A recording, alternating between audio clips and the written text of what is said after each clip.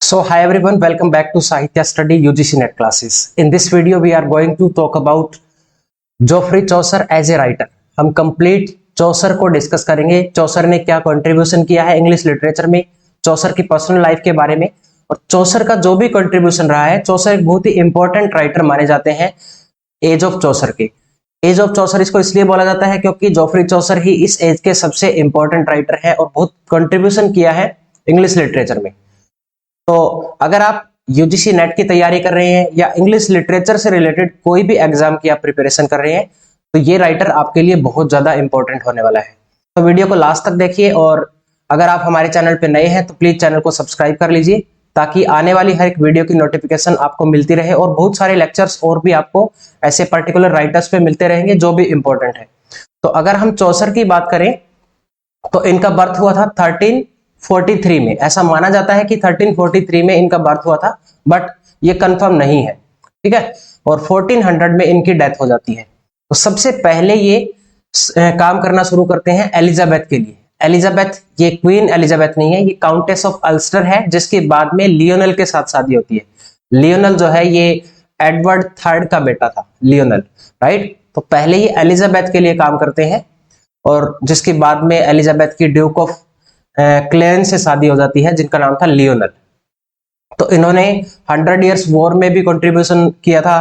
तो ये जो राइटर है ये जॉफरी चौसर, ये काफी सारे और राइटर्स थे जैसे कि इटालियन राइटर है उनसे बहुत ज्यादा इन्फ्लुएंस हुए थे। जैसे कि इटालियन राइटर है दांते, बोकासियो एंड पेटार्च। इन राइटर से काफी ज्यादा इन्फ्लुएंस हुए और इनसे इन्फ्लुएंस होकर इन्होंने बहुत सारे अपने वर्क्स भी लिखे हैं इटालियन फेज में, राइट। तो चौसर जो है वो अपनी लाइफ के ड्यूरिंग 3 किंग्स को रूल करते हुए इन्होंने देखा था और वो 3 किंग कौन कौन से थे? एक एडवर्ड थर्ड, रिचर्ड सेकंड और हेनरी फोर्थ। ये इंपॉर्टेंट पॉइंट है, ये पेपर में पहले पूछा गया है कि किन किन राजाओं का दौर चौसर ने देखा था। ये एडवर्ड थर्ड, रिचर्ड सेकंड और हेनरी फोर्थ, ये आपको नाम याद रखने हैं। तो देखो जो ये एज शुरू होती है, एज ऑफ चौसर, जब ये एज शुरू होती है तो उसके एज के शुरू होने के कुछ टाइम बाद ही इंग्लैंड में प्लेग फैल जाता है, ब्लैक डेथ बोलते हैं जिसको। तो प्लेग फैलने के बाद ऑलमोस्ट इंग्लैंड की 1/3 पॉपुलेशन की डेथ हो जाती है और इनमें मरने वाले जो मोस्टली लोग थे वो लेबर क्लास से बिलोंग करते थे, लेबर से, मिडिल क्लास से। तो इस टाइम पे क्या हुआ, जो लेबर क्लास है उसकी डिमांड काफी ज्यादा बढ़ गई थी क्योंकि लेबर उस टाइम पे नहीं मिल रही थी। तो लेबर ने हाई प्राइस पे काम करना शुरू कर दिया था। पहली बार लेबर ने ये फेल किया कि हम भी सोसाइटी का पार्ट है, हमारी भी कुछ वैल्यूज है। 1343 में हुआ था, ये डेट याद रखना। और जब इंग्लैंड में प्लेग फैल गया था तो क्या हुआ था, लोग ज्यादा से ज्यादा मरते जा रहे थे। Day by day death rate जो है वो इंक्रीज होता जा रहा था, जिससे लोगों का बिलीफ गॉड को लेकर, रिलीजन को लेकर एकदम से खत्म होता जा रहा था। तब एक राइटर आए जिसको फर्स्ट राइटर बोला जाता है रिफॉर्मेशन का, और इनका नाम था John Wycliffe. John Wycliffe was the first writer of reformation. इन्होंने क्या किया था, बाइबल को इंग्लिश में ट्रांसलेट किया। ये पहले ऐसे राइटर थे जिन्होंने बाइबल को ट्रांसलेट किया था। तो ये नाम याद रखना, जॉन वाइक्लिफ फर्स्ट राइटर थे ये रिफॉर्मेशन के, और इन्होंने पहली बार बाइबल को इंग्लिश में ट्रांसलेट किया ताकि लोग इस बाइबल को पढ़ें और अपने फेथ को एज इट इज बनाए रखें। तो फिर जो चर्च में जो क्लर्जीमैन थे, जो भी पार्सन्स थे, वो लोगों को बोलते हैं कि तुमने बहुत सारे पाप किए हैं, इसलिए जो ये प्लेग है ये डे बाय डे इंक्रीज होता जा रहा है। तो तुम हमें पे करो, हम तुम्हें गॉड से पार्डन्स दिलवा देंगे जिससे इस प्लेग का असर खत्म हो जाएगा। तो लोगों ने उन पार्डन्स को उन पार्सन्स को या क्लर्जीमैन्स को पे करना शुरू कर दिया। तो उन्होंने बहुत पैसे कमाए। इस तरह से जो चर्च में जो भी लोग थे, जो क्लर्जीमैन्स थे, वो एक तरह से करप्ट हो गए थे। लेकिन इसका असर कम नहीं हुआ प्लेग का, बल्कि और ज्यादा बढ़ता गया। इसीलिए ये जो लोग थे इंग्लैंड के, इनका रिलीजन को लेकर फेथ बिल्कुल फेड होता जा रहा था डे बाय डे। बाद में इन्होंने एक मूवमेंट भी लॉन्च किया था, जॉन वाइक्लिफ का मूवमेंट है लोलार्ड मूवमेंट। 1382 में इस मूवमेंट को इन्होंने लॉन्च किया था। और ये जो लोलार्ड है ये टर्म दी गई है जॉन वाइक्लिफ के फॉलोअर्स को। ये भी यूजीसी नेट के एग्जाम में क्वेश्चन पूछा गया है पहले, ठीक है। तो ये टर्म किसको दी गई है। और एक चीज और, ये ऊपर सेंट जेरोम बाइबल लिखा है, वेलगेट लैटिन बाइबल, ये क्या है? जिस बाइबल को जॉन वाइक्लिफ ने ट्रांसलेट किया था वो लैटिन लैंग्वेज में थी पहले, उसको वल्गेट लैटिन बाइबल बोलते हैं और सेंट जेरोम बाइबल भी बोला जाता है इसको। तो इस बाइबल को जॉन वाइक्लिफ ने इंग्लिश में ट्रांसलेट किया था। इस तरह के क्वेश्चन भी पेपर में आ सकते हैं, ठीक है। तो जब ये एज शुरू होती है 1340 में, तो इस एज के शुरू होने से पहले ही इंग्लैंड में एक वॉर चल रहा था जिसको बोलते हैं 100 इयर्स वॉर, और ये वॉर 1337 से लेकर 1453 तक चला था। इस वॉर में बहुत सारी बैटल्स हुई थी, बहुत मेजर बैटल्स थी, बट 3 ऐसी बैटल्स थी जिसमें इंग्लैंड की विक्ट्री हुई और फ्रांस हार जाता है। ये इंग्लैंड और फ्रांस के बीच में ये वॉर हुआ था। 3 major battles in which French army was defeated by English army. तो ये 3 कौन कौन सी बैटल्स थी? Battle of Crecy 1346, battle of Poitiers 1356 और बैटल ऑफ अगेनकोट 1415। ये 3 मेजर बैटल थी जिसमें इंग्लैंड की विक्ट्री होती है, और चौसर ने भी पार्टिसिपेट किया था इस 100 इयर्स वॉर में 1359 में। तो ये बैटल्स जीतने के बाद इंग्लैंड के जो लोग थे उनका कॉन्फिडेंस काफी ज्यादा हाई हो जाता है और वो फ्रेंच लैंग्वेज को फॉलो करने से मना कर देते हैं। देखो, पहले मैंने एक वीडियो बनाई थी एंग्लो नॉर्मन वाले, एंग्लो सेक्शन और एंग्लो नॉर्मन पे वो वीडियो थी। उसमें मैंने आपको बताया था कि जो नॉर्मन इंग्लैंड में आए थे वो इंग्लैंड में डायरेक्ट नहीं आए थे, वो इंग्लैंड में आने से पहले फ्रांस गए थे और फ्रांस के बाद ये इंग्लैंड में आए। इन्होंने एंग्लो को डिफीट किया और अपना रूल एस्टेब्लिश किया। उसके बाद से यहाँ पे फ्रेंच लैंग्वेज चलती आ रही थी। तो आपको ये याद रखनी है, एंग्लो के टाइम पे लैंग्वेज थी लैटिन, एंग्लो सेक्शन के टाइम पे लैटिन लैंग्वेज थी और नॉर्मन के टाइम पे फ्रेंच लैंग्वेज थी। और अब चौसर की एज आती है जब चौसर के टाइम पे इंग्लिश शुरू हुई थी, ठीक है। तो ये तीनों लैंग्वेज आपको याद रखनी है, लैंग्वेज बहुत ज्यादा इंपॉर्टेंट है ये। तो जब ये 3 बैटल्स जीत जाते हैं, जो battle of Crecy, battle of Poitiers और बैटल ऑफ अगेनकोट, तो ये 2 लड़ाइयां जीतने के बाद ही इंग्लैंड के लोगों का कॉन्फिडेंस काफी ज्यादा इंक्रीज हो जाता है और वो अपनी खुद की लैंग्वेज की डिमांड करते हैं। वो कहते हैं कि अब हम फ्रेंच लैंग्वेज को फॉलो नहीं करेंगे, हमें अपनी खुद की कोई लैंग्वेज चाहिए। तो इस तरह से तब तक ये जो चौसर है ये भी एक नेशनल पोएट बन चुके थे, नेशनल पोएट। तो इन्होंने क्या किया, इनको ही ये रिस्पॉन्सिबिलिटी दी गई कि तुम लैंग्वेज को इंट्रोड्यूस करो। तो उस टाइम पे इंग्लैंड में 4-5 मेन डायलेक्ट्स बोले जाते थे, जैसे कि साउथम्ब्रियन, नॉर्थम्ब्रियन, ईस्ट मिडलैंड, मैर्सियन, कैंटिस। तो चौसर ने एक मिडलैंड को सेलेक्ट किया, ईस्ट मिडलैंड को, ईस्ट मिडलैंड को सेलेक्ट करके इन्होंने इंग्लिश में कन्वर्ट कर दिया इसको। कौन से डायलेक्ट्स को कन्वर्ट किया गया था इंग्लिश में, ये क्वेश्चन पहले पेपर में पूछा जा चुका है। तो ईस्ट मिडलैंड है ये, जिसको चौसर ने कन्वर्ट किया था इंग्लिश लैंग्वेज में। सिर्फ ईस्ट मिडलैंड को ही क्यों सेलेक्ट किया, दूसरे डायलेक्ट्स को सिलेक्ट क्यों नहीं किया चौसर ने? क्योंकि ये जो डायलेक्ट है ये जो इंग्लैंड का मेजोरिटी जो एरिया था उसको कवर करता था। बहुत सारे लोग इसी डायलेक्ट्स को बोलते थे, ईस्ट मिडलैंड को, इसलिए चौसर ने सेलेक्ट किया था। तो फिर बाद में 1362 में जब इंग्लिश लैंग्वेज को इंट्रोड्यूस किया तो ये लैंग्वेज कोर्ट में लागू कर दी गई। लैंग्वेज ऑफ कोर्ट बन गई थी 1362 में, और लैंग्वेज ऑफ पार्लियामेंट बन गई 1363 में, और लैंग्वेज ऑफ स्कूल बन गई 1386 में। 1386 में फ्रेंच लैंग्वेज की जगह पे रिप्लेस कर दिया गया इंग्लिश लैंग्वेज को। ये डेट भी इंपॉर्टेंट है। उसके बाद ये जो बैटल हो रही थी इसकी वजह से बहुत ज्यादा इंग्लैंड का खर्चा हो गया था। तो इंग्लैंड की जो गवर्नमेंट थी उसने टैक्स काफी ज्यादा बढ़ा दिया था, और टैक्स बढ़ने के बाद इसका सबसे ज्यादा असर किस पे हुआ? जो पीजेंट वर्ग था, जो मिडिल क्लास के लोग थे, उन पे बहुत ज्यादा असर पड़ा, जिसकी वजह से उन्होंने एक रिबेल किया, एक रेवोल्यूशन किया, जिसको बोलते हैं पीजेंट रेवोल्यूशन।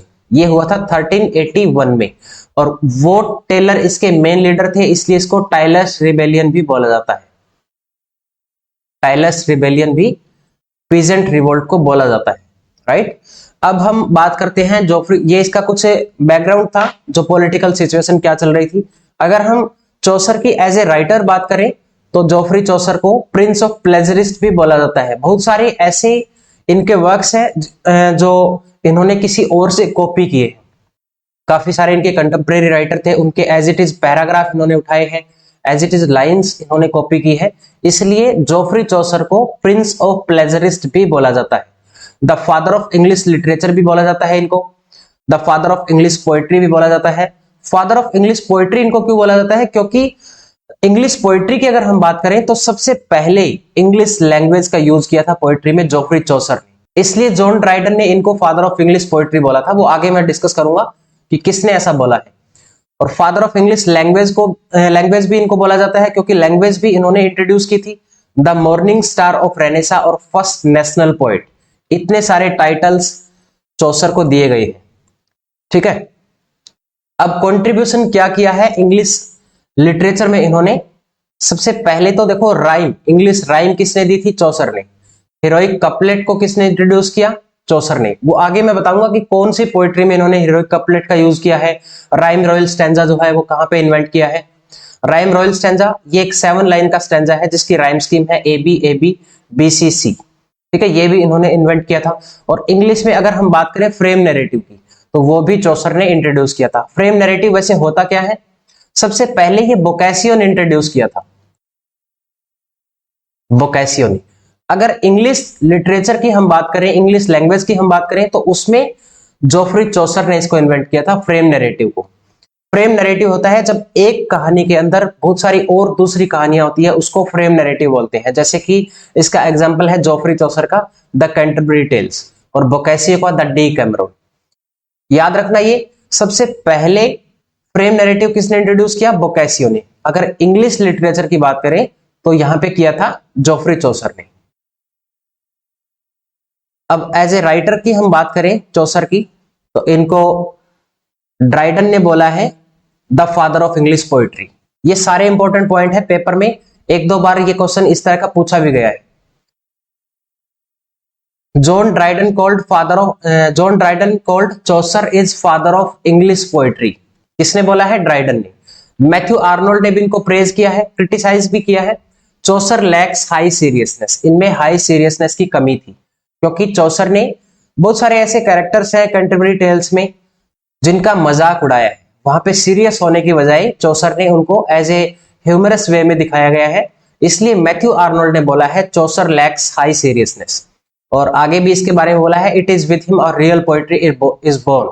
तो चौसर ही है जिनके साथ हमारी जो पोएट्री है वो बोर्न हुई है, क्योंकि चौसर को फादर ऑफ इंग्लिश पोएट्री भी बोला जाता है। अब AC वार्ड है, ये एक स्कॉलर है, इन्होंने चौसर को बोला है Chaucer's character are individual as well as their types. Chaucer के जो कैरेक्टर हैं वो इंडिविजुअल भी है, individual as well as their types भी बताए हैं। जैसे कि अगर हम बात करें, एग्जांपल लेते हैं यहाँ पे कैंटरबरी टेल्स में जो नन है वो नन की पर्टिकुलर उन्होंने कुछ क्वालिटी भी बताई है, जैसे कि वो नोद से स्पीक करती है, नोद से बोलती है। तो इसका मतलब ये नहीं है जैसे वो उसमें एक तरह से करप्ट है, वो जो ये नन है वो करप्ट है, इसका मतलब ये नहीं है कि सारी की सारी नन वो करप्ट है, उसके इंडिविजुअल टाइप्स भी बताए हैं। इसलिए AC वार्ड ने बोला है Chaucer's character are individual as well as their types. Edmund Spenser ने बोला है चौसर को Chaucer is well of English undefiled, it means Chaucer is the purest poet of English language. ठीक है, एडमंड स्पेंसर ने ऐसा बोला है। अब हम आते हैं जोफ्री चौसर के वर्क्स पे। इनकी वर्क्स की अगर हम बात करें तो 3 लैंग्वेज में इन्होंने अपने वर्क्स लिखे हैं।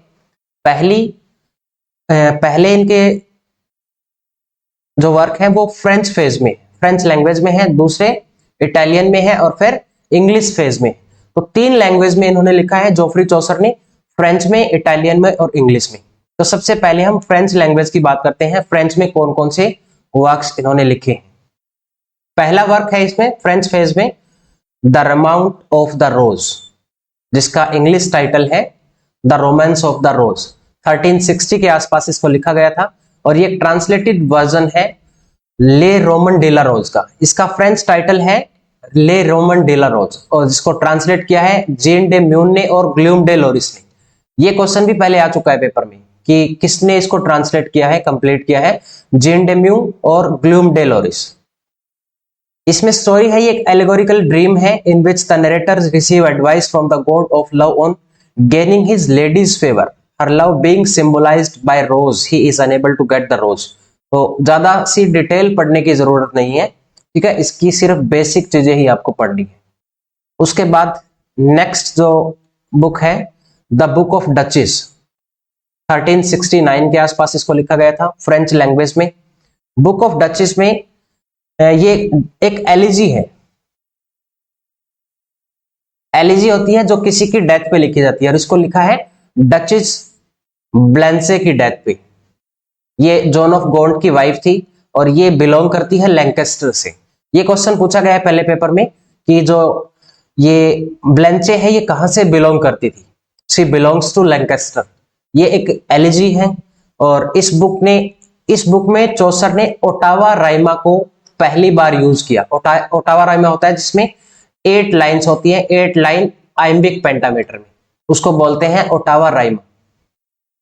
तो ये जो बुक है ये शुरू होती है, इसमें एक मैन है जो कि जिसको प्रॉब्लम है, उसको नींद नहीं आती है, इंसोम्निया से वो पीड़ित है, और फिर वो अपने सर्वेंट को बोलता है कि वो उनको कोई बुक लाके दे, कोई रोमांटिक किताब होनी चाहिए जिसको पढ़ के ये सो पाए, राइट। तो इस तरह से इसकी शुरुआत होती है और फिर इसमें ये लास्ट में चेस भी खेलता है।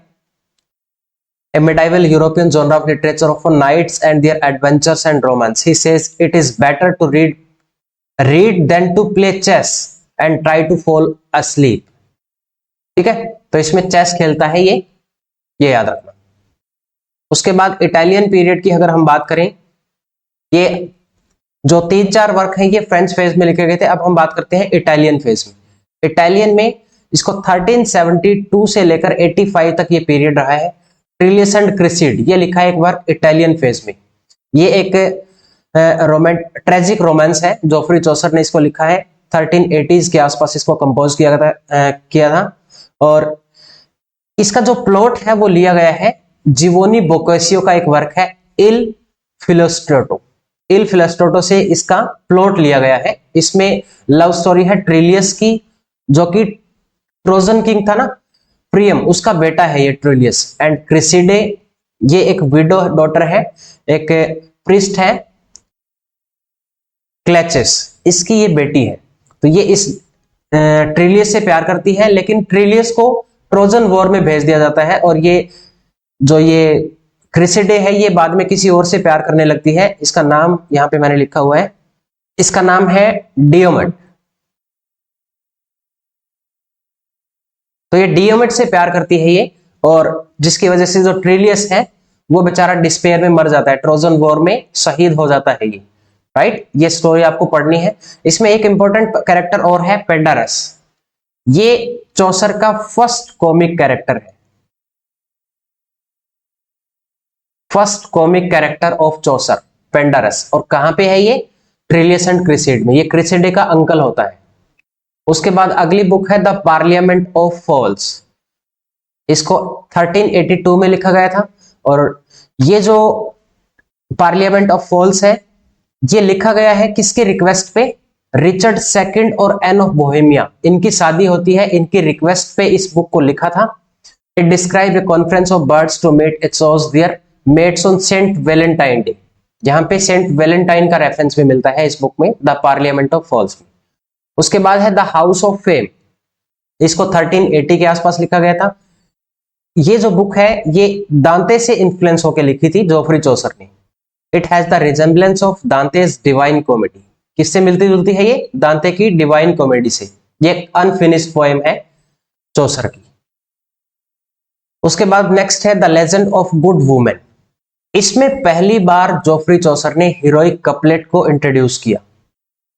इसको क्वीन बोहेमिया जो है, it is written on Queen Bohemia's bidding who asked him to write Good Women. Good Women के बारे में लिखा है। ये 9 सेक्शन में स्टोरी लिखी गई है। 9 section talk about 10 virtuous women. ये 10 वर्चुअस वुमेन कौन थी? क्लियोपेट्रा, थिस्बी, डिडो, हाइपरस्पाइल, मीडिया, लुक्रेजिया, एरियाडने, फिलोमिला, फ्लियस और हाइपरमेंस्ट्रा। ये 10 वुमेन हैं। इनकी स्टोरी को 9 सेक्शन में लिखा गया है। मोस्ट इंपॉर्टेंट पॉइंट यहाँ पे, सबसे पहले इसमें हीरोइक कपलेट को इंट्रोड्यूस किया है चौसर ने, right. This is the most important point. अब हम बात करते हैं चौसर के मोस्ट इंपॉर्टेंट वर्क की। इंग्लिश फेज में इनका एक वर्क है द कैंटरबरी टेल्स। 1388 में इसको लिखा गया था। इसमें चौसर ने 120 स्टोरीज लिखने का प्लान किया था, लेकिन चौसर की डेथ हो जाती है। वो कितनी स्टोरी को कंप्लीट कर पाते हैं? 24। तो याद रखना ये 24 स्टोरीज हैं इसमें। फ्रेम नैरेटिव का एग्जांपल है ये। Frame narrative, story with in stories. इस एक टेल्स में, मतलब द कैंटरबरी टेल्स जो है, इस एक बुक में ही 24 स्टोरीज लिखी हैं जोफ्री चौसर ने। बोकैसियो का जो डी कैमरन है उस पे बेस्ड है, वो भी फ्रेम नैरेटिव का एग्जांपल है, और ये अनफिनिश्ड रह जाता है चौसर की डेथ की वजह से। इसके में जो प्रोलॉग है वो हीरोइक कपलेट में लिखे गए हैं। इसमें टोटल 29 प्योर पिलग्रिम्स है। ये किसी पिलग्रिमेज पे जा रहे हैं। 29 प्योर पिलग्रिम्स है। एक चौसर खुद है और एक इसमें होस्ट है। होस्ट का नाम है हैरी बेली। तो अगर आपसे पेपर में क्वेश्चन पूछा जाए कि ऑलमोस्ट कितने इसमें पिलग्रिम है, तो राउंड अबाउट इसमें 30 पिलग्रिम्स है। ये एक इनका होस्ट है, ये पिलग्रिम नहीं है। तो ये कहां पे जा रहे हैं? थॉमस ए बैकेट की श्राइन पे ये विजिट करेंगे, और हैरी बेली इनका जो है वो होस्ट है, वो होस्टिंग करेगा। तो ये प्लानिंग करते हैं कि एक पिलग्रिम को 4 स्टोरी जो है वो नरेट करनी है, 2 स्टोरी आते टाइम, 2 स्टोरी जाते टाइम। तो ये 4 स्टोरीज नरेट करेगा एक पिलग्रिम। तो टोटल 120 स्टोरीज लिखने का प्लान किया था, लेकिन चौसर की डेथ हो जाती है। 24 स्टोरी को कंप्लीट कर पाते हैं ये। और इन्होंने एक रिवॉर्ड भी रखा था, जो भी बेस्ट स्टोरी टेलर होगा, जो सबसे अच्छी कहानी सुनाएगा, उसको सुपर मील दिया जाएगा। रात का खाना जो है वो फ्री में खिलाया जाएगा उसको। तो ये उनका रिवॉर्ड था। तो देखते हैं इसके बारे में। इस स्टोरी में चौसर ने 4 ऐसे कैरेक्टर्स हैं जिनको प्रेज किया है। नाइट को प्रेज किया है एक तो, उसकी ब्रेवरी के लिए, सेक ऑफ रिलीजन के लिए वो काम करता है। पार्सन्स को प्रेज किया है, ये कॉमन मैन है, अपने टैक्स रेगुलर पे करता है। और क्लर्क जो है उसको स्टडी के लिए प्रेज किया गया है। ये स्टडी में काफी ज्यादा इंटेलिजेंट है और बहुत पतला हो गया है। ये काफी मतलब पुअर क्लर्क है। ये एक स्टूडेंट ऑफ ऑक्सफोर्ड भी इसको बोला जाता है। बहुत सारी किताबें इसने खरीद ली है। तो ये पढ़ पढ़ के बहुत पतला हो गया है, बहुत कमजोर हो गया है, इसलिए इसको स्टडी के लिए, इसकी डेडिकेशन के लिए जोफ्री चौसर ने इसको प्रेज किया है। एक प्लोमैन है, इसको भी चौसर ने प्रेज किया है, ये भी एक कॉमन मैन है। कुछ कैरेक्टर्स हैं जो क्लर्जी मैन है इसमें, यानी कि चर्च में काम करते हैं, चर्च से रिलेटेड है। ये प्रेरिस, जिसका नाम है मैडम एग्लेंटाइन, और एक है पार्सन, फ्रायर, मोंक। ये 4 कैरेक्टर हैं जो चर्च से बिलोंग करते हैं, क्लर्जी मैन है। उसके बाद अगर हम टेल्स की बात करें, तो सबसे पहली स्टोरी इसमें नरेट करता है नाइट। पहली टेल किसकी है? नाइट की टेल, और यही बेस्ट स्टोरी टेलर भी है।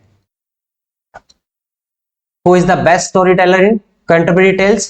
The Knight. Knight is the best storyteller. Knight is the first storyteller. तो ये कहानी सुनाता है, जो ये कहानी ली गई है, नाइट की टेल है, ये बोकैसियो का एक वर्क है, टेसिडे, वहां से इसको डिराइव किया गया है। तो इसमें ड्यूक थीसियस के साथ शुरुआत होती है। ड्यूक थीसियस जो है वो अमेजोन को जीत लेता है ये, और शादी कर लेता है हिप्पोलिटा से, जो अमेजोन की क्वीन थी, उससे शादी कर लेता है। और जब ये वापस लौट रहा होता है अपने किंगडम में, तब ये रास्ते में क्या देखता है? एथेंस नाम की एक जगह आती है। वहां पे कुछ बूढ़ी औरतें रो रही थी। और वो बूढ़ी औरतें क्यों रो रही थी?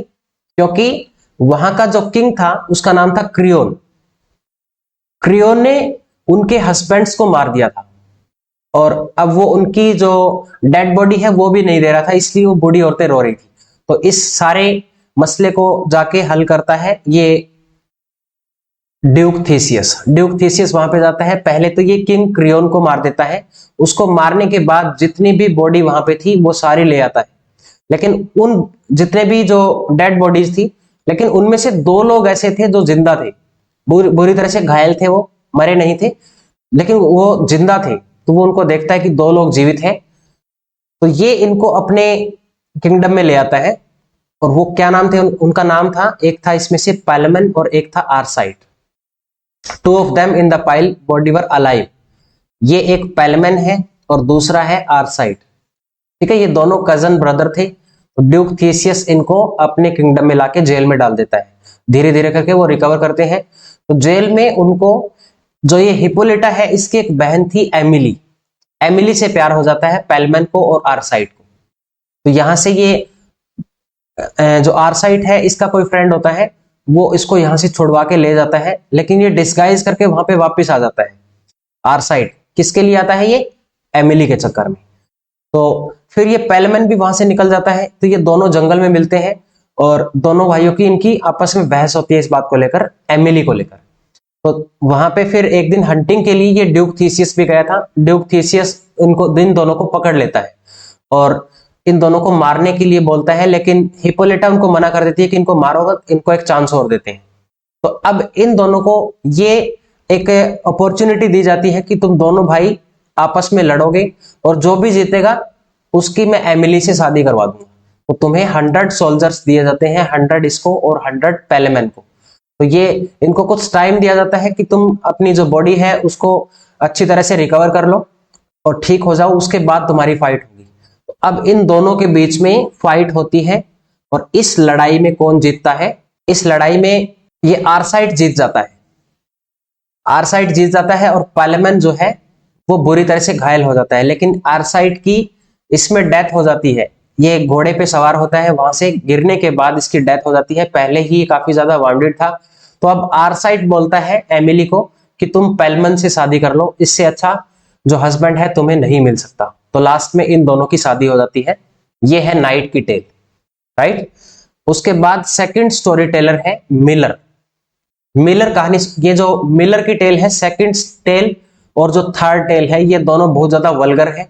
चौसर ने खुद बोला है कि अगर तुम इनको पढ़ना चाहते हो तो आपकी विश है, अदरवाइज आप इन कहानियों को अवॉइड कर सकते हो। ये दोनों बहुत ही वल्गर टेल है, क्वाइट टेल है। क्वाइट टेल होती है जो एक दूसरे के रिस्पॉन्स में लिखी जाती है।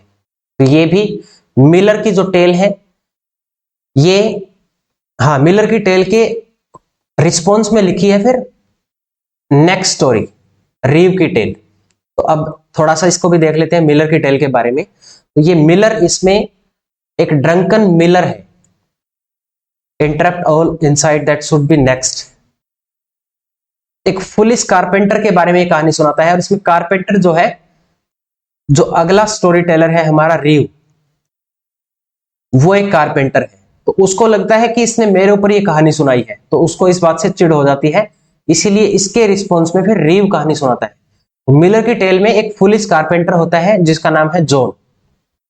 उसकी एक ब्यूटीफुल वाइफ थी, उसका नाम था एलिसन। तो एक यंग स्कॉलर होता है, एस्ट्रोलॉजी का स्कॉलर है ये निकोलस।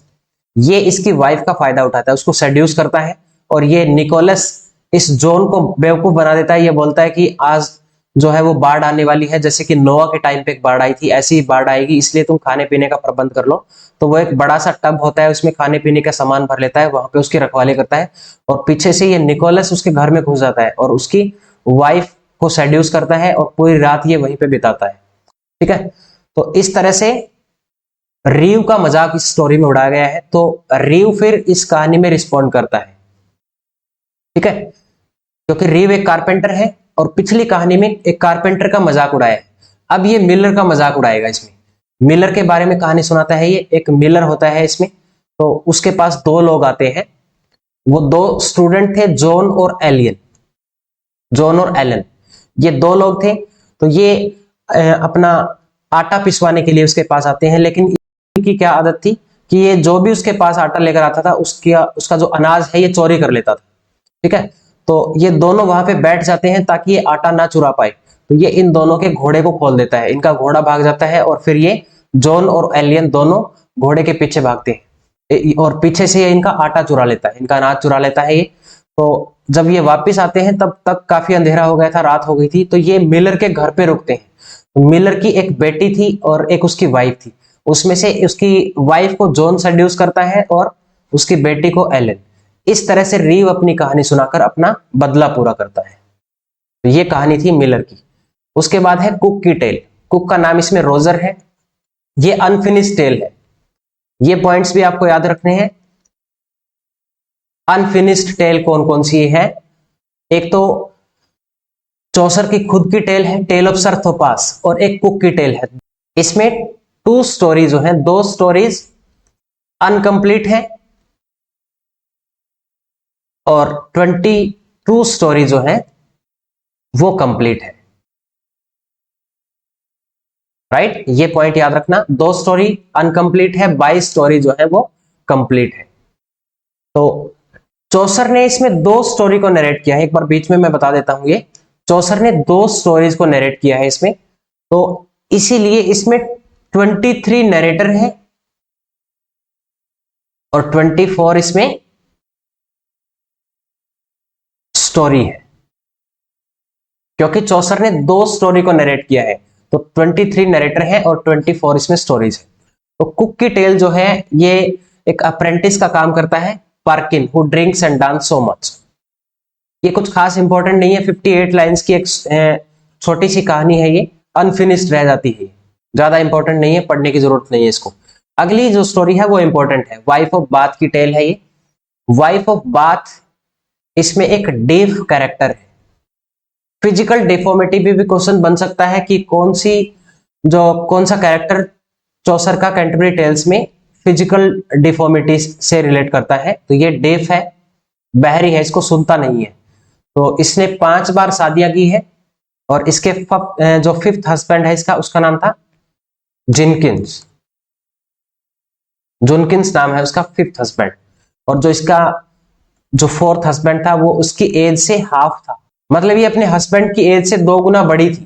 ठीक है, और जो इसने अब जो इसका 5th हस्बैंड है, इसने शादी की थी अपने इस 5th हस्बैंड जुनकिन से जब इसके 4th हस्बैंड की डेथ हो जाती है और उसके अंतिम संस्कार पे जाती है, तो वहां पे इसको जुनकिन मिलता है और वहां पे इसको पसंद आता है, उसके बाद ये से शादी करती है। तो इसने बहुत, जो इसका प्रोलॉग है उसमें काफी सारे चीजें बताई है, इसने डिस्कस किया है कि एक जो वुमेन है उसको एक से ज्यादा शादियां भी कर लेनी चाहिए, और वो एक्सप्लेनेशन पूरी दी है कि क्यों करना चाहिए, सारे एक्सपीरियंस इसने शेयर किए हैं। लेकिन इसकी कहानी शुरू होती है किंग आर्थर के कोर्ट से। ये रेफरेंस आपको याद रखना है, मोस्ट इंपॉर्टेंट है।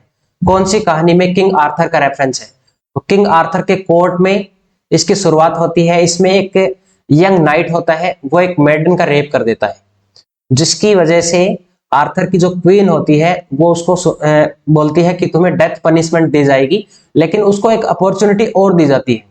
वो बोलती है कि अगर तुम बता सकते हो एक वुमेन की मोस्ट वांट डिजायर क्या है, मोस्ट वांटेड डिजायर उसकी क्या है, वो क्या चाहती है, अगर तुम इसका आंसर दे सकते हो तो तुम्हारी जान बच सकती है। वो कहता है कि ठीक है, मैं कोशिश करता हूं। वो बाहर जाता है, बहुत सारे लोगों से पूछता है, तो इसको आंसर नहीं मिलता है। बाद में इसको एक बूढ़ी औरत मिलती है, वो बोलती है कि मैं तुम्हें इसका आंसर दे सकती हूँ, बट एक कंडीशन पे, तुम्हें मेरे साथ शादी करनी पड़ेगी। तो वो कहता है कि जान जाए इससे अच्छा है शादी कर लूंगा। तो कहता है ठीक है, मैं आपकी शर्त मानने को तैयार हूं, तो मुझे इसका आंसर बताओ। वो ओल्ड लेडी उसको बोलती है कि वुमेन की मोस्ट वांटेड डिजायर होती है कि उसका हस्बैंड जो है वो उसके लिए लॉयल रहे हमेशा और उसके कंट्रोल में रहे। ठीक है, इस तरह की बातें उसको बोलती है। तो वो जाके सारी जो कहानी है वो उसका आंसर बताता है क्वीन आर्थर को कि मोस्ट वांटेड डिजायर एक वुमन की होती है कि उसका हस्बैंड उसके लिए लॉयल रहे और उसके कंट्रोल में रहे, मतलब उसकी बातें सुने, उसकी बातें माने। तो कहती है कि तुम्हारा आंसर बिल्कुल सही है, अब तुम्हारी जान बच गई है, हम तुम्हें डेथ पनिशमेंट नहीं देंगे। तो ये वापस फिर ओल्ड वुमेन के पास आता है, तो कहता है कि मैं आपसे शादी करने के लिए तैयार हूं।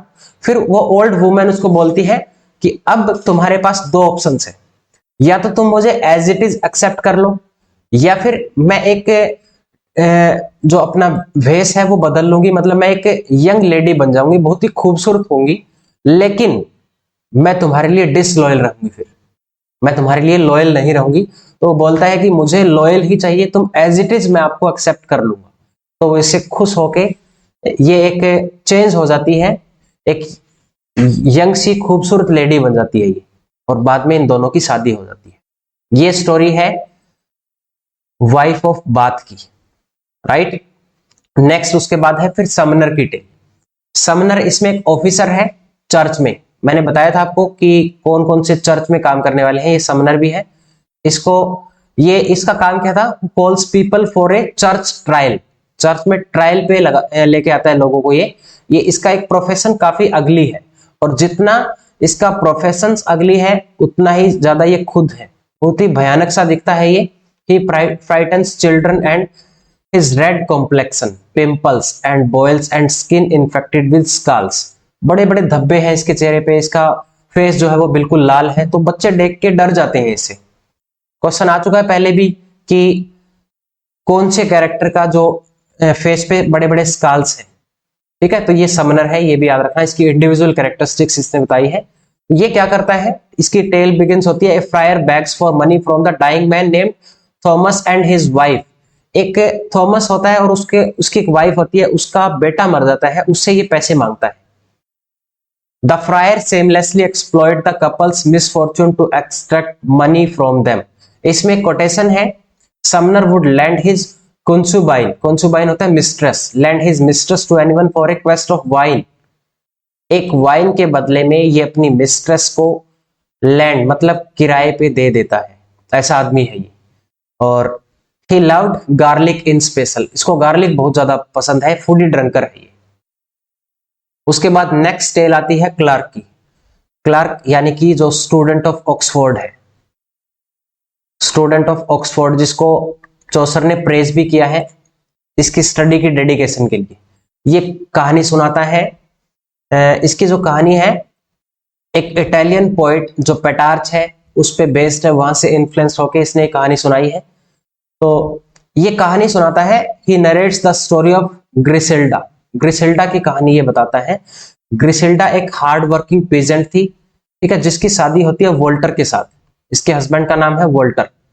वोल्टर उसको अलग अलग तरीके से उसकी लॉयल्टी का टेस्ट करता है। जैसे कि महाभारत में इसका रेफरेंस एक मिलता है, जो महाराज शांतनु होते हैं उसकी गंगा के साथ शादी होती है उनकी। तो जब तक गंगा शादी करने से पहले एक कंडीशन रखती है कि जब तक, जिस दिन आपने मुझे बीच में रोक दिया, किसी भी काम के लिए टोक दिया, तो मैं आपको छोड़ के चली जाऊंगी। तो शांतनु के जब पहला बेटा होता है तो वो उस बेटे को उठा के ले जाती है और गंगा में बहा देती है उसको। इस तरह से उसने उसके 7 बेटों को गंगा में बहा दिया, और जब 8वें को लेके जाती है तब शांतनु, जो महाराज शांतनु है, वो उसको बीच में टोक देते हैं कि तुम क्यों कर रही हो ऐसा। तो गंगा उसके बेटे को छोड़ देती है लेकिन खुद छोड़ के चली जाती है। इसी तरह का रेफरेंस इसमें भी है। वो लॉयल्टी इसी तरह से उसकी टेस्ट करता है। जो ग्रिसिल्डा है ये एक बेटे को जन्म देती है पहले, तो ये उसको उठा के ले जाता है। इसका जो हस्बैंड होता है वोल्टर, ठीक है, पहले इसकी एक बेटी होती है, वो बेटी को ले जाता है, ठीक है, ये वोल्टर, और कहीं और छोड़ देता है। तो इसको लगता है कि इसने इसको मार दिया है। फिर इसके एक बेटे को जन्म देती है ग्रिसेल्डा, तो उस बेटे को भी ये ले जाता है उठा के, उसको भी कहीं और छोड़ाता है। फिर और तरह से, मतलब बड़े निर्दयी तरीके से ये इसका टेस्ट करता है कि ये मेरे लिए कितनी लॉयल है। लेकिन ये हर बार कुछ नहीं बोलती। जब भी ये इसके लिए कुछ ऐसे काम करता है तो वो बिल्कुल चुप रहती है, चुपचाप सब कुछ सहन करती है। तो इस बात को ऑलमोस्ट हो गई 20 ईयर्स, 18-20 साल हो गए थे। उसके बाद ये अपनी उसी बेटे को वापस लेके आता है जो इसको ये सबसे पहले उठा के लेके गया था, और ये घर आके अपनी वाइफ को बोलता है ग्रिसेल्डा को कि मैंने दूसरी शादी कर ली है, अब मैं इसके साथ रहूंगा। तो उसको बड़ा दुख होता है बेचारी को, लेकिन फिर भी वो चुप रहती है। फिर बाद में वोल्टर रिवील कर देता है कि मैं तो तुम्हारी लॉयल्टी को टेस्ट कर रहा था, ये मेरी कोई वाइफ नहीं है, ये हमारी वही बेटी है जो सबसे पहले पैदा हुई थी, मैं इसको लेके गया था, अब मैं वापस ले आया हूं। मैं बड़ा खुश हुआ हूं इस बात से कि आप मेरे लिए कितनी लॉयल हो। तो क्या इस तरह से किसी की लॉयल्टी चेक करना एक अच्छी बात है? लेकिन पहले के टाइम पे ये लोग ऐसा करते थे, ठीक है। ये स्टोरी थी क्लर्क की, स्टूडेंट ऑफ ऑक्सफोर्ड की टेल है ये। उसके बाद है the prioress tale. Prioress can call the virgin Mary to guide her tale. Asian city में एक क्रिश्चियन स्कूल होता है, ठीक है। इसमें एक लड़का है, ज्यू है वो लड़का, यहूदी, और वो क्रिश्चियन के आसपास रहता है। वो वहां पे एक सॉन्ग जो है वो, सॉरी, ये क्रिश्चियन था एक लड़का, ठीक है, वो ज्यू के बाहर आसपास रहता था। मतलब माइनॉरिटी जो है वो क्रिश्चियन की थी, मेजोरिटी ज्यू की थी। तो ये जो लड़का था इसमें, ये 7 साल का एक लड़का था, ये एक गाना गा रहा था इसमें, ओ एल्मा रिडम्पशंस, एल्मा रिडम्पशंस, gracious mother of the redeemer, ये इसका मतलब है। तो ये गाना गा रहा था जिसकी वजह से ज्यू जो है वो चिढ़ जाते हैं और वो उस बच्चे को मार देते हैं, और मार के एक ऐसी जगह पे फेंक देते हैं जहां पे कोई नहीं जाता। एक इस तरह की एक टॉयलेट में उसको फेंक देते हैं, तो उसके मरने के बाद भी उस बच्चे की गूंज जो है वो सुनाई देती है, जिसकी वजह से वो पहले तो उनसे पूछा जाता है उनको कि वो बच्चा कहाँ गया, वो ढूंढती है उसकी माँ, तो वो नहीं मिलता। तो इस तरह से जब उस बच्चे की इकोज सुनाई देती है, जब उसकी गूंज सुनाई देती है, ये गाना जो है वो अभी भी गा रहा था मरने के बाद, उसकी गूंज सुनाई दे रही थी, जहां से फिर वो उसको ढूंढ के लाते हैं, उसकी डेड बॉडी को रिकवर किया जाता है और बाद में ढूंढ लिया जाता है किसने इनको मारा था, उनको बड़े बुरे तरीके से फिर मारा जाता है, फांसी दे दी जाती है उन लोगों को भी। तो इसमें ये जो मैडम एग्लेंटाइन है, ये इसका नाम है,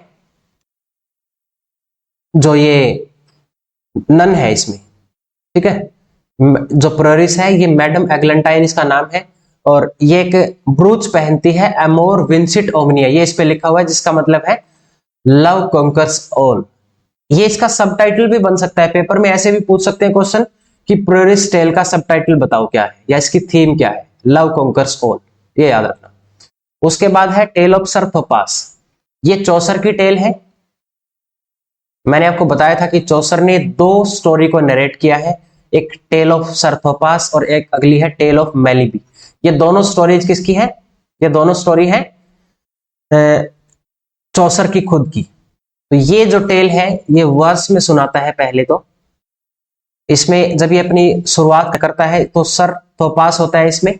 सर थोपास एक शादी करना चाहता है क्वीन से, लेकिन एक जायंट मिल जाता है उसको, तो इन दोनों के बीच में फिर फाइट होने लगती है। तो बीच में फिर जो होस्ट है ये टोक देता है उसको, नो मोर नो मोर ऐसे बोलता है वो, कि अब रुक जाओ तुम, बंद करो इसको। वो बोलता है कि तुम, फिर चौसर उसको पूछता है कि तुमने मुझे बीच में रोका क्यों, बीच में ही कहानी अनफिनिश्ड क्यों छुड़वा दी। वो होस्ट उसको बोलता है कि तुम कितनी गंदी राइम सुनाते हो, तुम्हें राइम नहीं आती है, तो तुम कोई टेल सुनाओ जो प्रोज में हो, तुम्हें राइम तो नहीं आती लेकिन तुम प्रोज में कोई कहानी सुनाओ। तो उसके बाद फिर ये मेलेबी की टेल सुनाता है। सिर्फ आपको ये याद रखना है कि चौसर की दो टेल कौन कौन सी थी, डिटेल में पढ़ने की इनको भी जरूरत नहीं है। उसके बाद है पार्टनर की टेल, ये भी इंपॉर्टेंट है। इसकी जो थीम है वो ग्रीड पे है, greed is the root of evil.